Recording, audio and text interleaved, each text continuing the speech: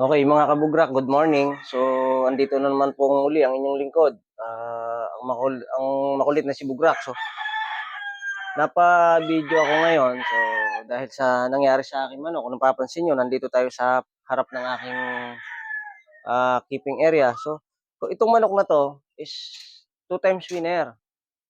So, may panalo ito dun sa kapatid ko and then may panalo ito sa akin, nag-champion sa akin. And then, nagulat na lang ako kasi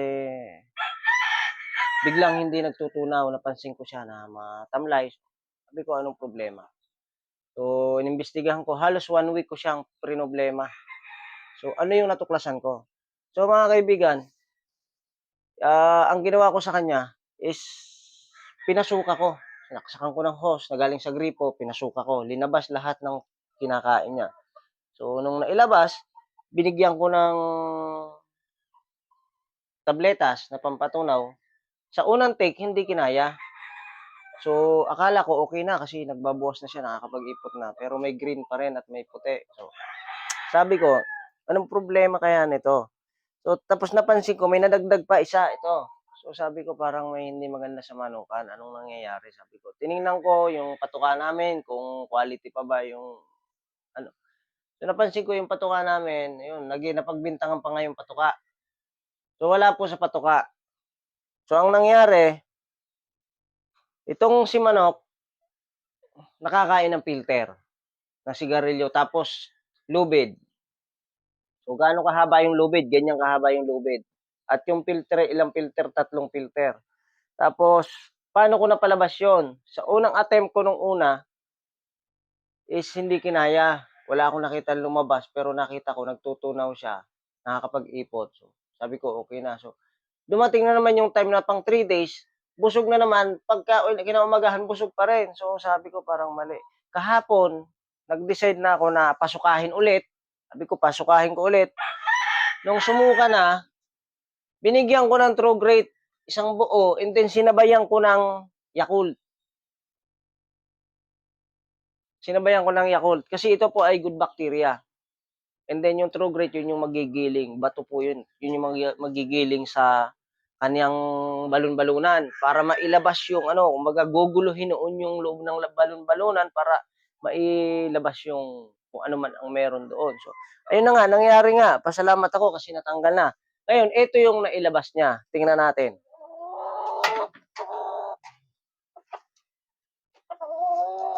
Ito, napakahaba. Ayan filter ng sigarilyo, tali. Pasintabi po sa kumakain.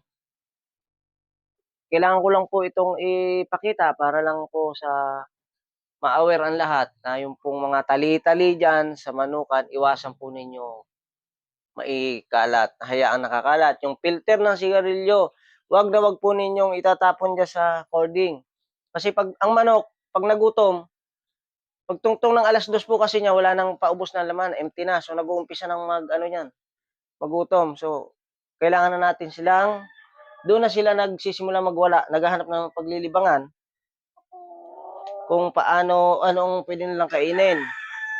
Kaya, iwasan natin yung magtapon ng kung ano-anong bagay. So, yun guys, pasensya na at naputol. Gawa ng may tawag sa akin yung mga tao natin. Okay, so, sa mga hindi pa naka-subscribe, pa-support ako sa inyo. And then, pa-like, pa-share ng aking video para dumami tayo. So, sa mga hindi pa naka-subscribe sa aking YouTube channel, Bugrak Game Farm, and pa-support, pa-hit na rin ang notification bell para updated kayo sa mga gagawin nating video. And then, sa Facebook page po natin is Bugrak Vlog. Pa-like naman ako and then pa-share ng aking video. And then, good morning sa lahat. Sana makatulong sa inyo yung aking mga natuklasan at sinabi para hindi na mangyari sa inyo yung nangyari sa akin. So, at least alam na natin yung pwede natin gawin ngayon once na mangyari po sa ating manok yon. Kasi sayang po ng manok, napakamahal. Tulad po nito, 2 times winner, champion pa, napakagaling. So, sayang. So, ngayon, medyo okay na siya. Ayan. Medyo maganda na yung kanyang kilos. Ayan kumbaga, medyo relax na siya. Ginhawa na. Itong isa medyo pinakikiramdaman ko pa kasi kung napapansin niyo ayan, oh, lugmok pa. Pero gagawa natin ng paraan 'yan, i-update ko kayo sa mga mangyayari sa kanila. Okay, thank you and good morning. Bye-bye.